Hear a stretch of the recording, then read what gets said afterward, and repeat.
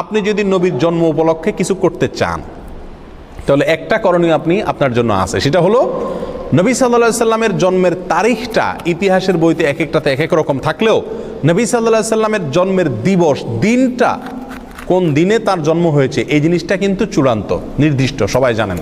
সহিহ মুসলিমের হাদিসে আসছে নবী সাল্লাল্লাহু আলাইহি সাল্লাম সোমবারে তিনি রোজা রাখতেন, বৃহস্পতিবার রোজা রাখতেন। তো সোমবারের রোজা প্রসঙ্গে তাকে জিজ্ঞাসা করা হয়েছিল আপনি কেন রোজা রাখেন, তিনি বলেছিলেন যে যাকা ইয়াউমুন ওয়ালিদতু ফীহ, এটা এমন একটা দিন, এই দিনে আমার জন্ম হয়েছিল। তাহলে সোমবারে নবী সাল্লাল্লাহু আলাইহি সাল্লামের জন্ম হয়েছিল, এটা মোটামুটি চূড়ান্ত এবং নিশ্চিত। এবং এটা কোথায় আছে? সহিহ মুসলিমে আছে। প্রিয় ভাইরা, তাহলে নবী সাল্লাল্লাহু আলাইহি সাল্লামের জন্মের দিনটা জানা সবাই, নির্দিষ্ট, তারিখটা কি না? নির্দিষ্ট না। আর সেই দিন উপলক্ষে তিনি কি করছেন? রোজা রাখছেন। সোমবার উপলক্ষে তিনি কি করছেন? রোজা রাখছেন। আর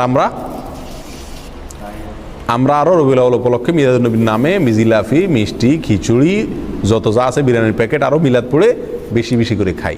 নবী সাল্লাল্লাহু আলাইহি সাল্লাম তার জীবনের দিনটি উপলক্ষে তিনি রোজা রাখছেন, খানাই ছেড়ে দিয়েছেন, আল্লাহর কাছে শুকর আদায় করছেন। আর আমরা ওই দিনে আরও বেশি করে খাই। সম্পূর্ণ উল্টা হয়ে গেল না? আল্লাহ আমাদেরকে বোঝার তৌফিক দান করুন। প্রিয় ভাইয়েরা, তাহলে নবী সাল্লাল্লাহু আলাইহি সাল্লামের জন্ম উপলক্ষে যদি আপনি কিছু করতে হয়, তাহলে বছরে একদিন না, প্রতি সপ্তাহে করতে হবে। সেটা কি? সোমবারের রোজা প্রতি সপ্তাহে করতে হবে, এবং সেটা কি? সোমবারের রোজা রাখতে হবে। আপনি বছরে একদিন ফুর্তি করবেন আর জিলাপি মিষ্টি খাবেন, খিচুড়ি আর বিরিয়ানি বিতরণ করবেন, এর কোনো সুযোগ ইসলামী শরীয়তে নাই।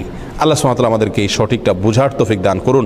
আল্লাহ তাআলা আমাদের সকলকে দিনকে দিন হিসাবে গ্রহণ করার, হককে হক হিসাবে বুঝার, বাতিলকে বাতিল হিসাবে বুঝার মতো সেরকম শক্তি আল্লাহ তাআলা আমাদের সকলকে দান করুন। জাযাকুমুল্লাহ ওয়া আখিরু দাওয়ানা আলহামদুলিল্লাহি রাব্বিল আলামিন।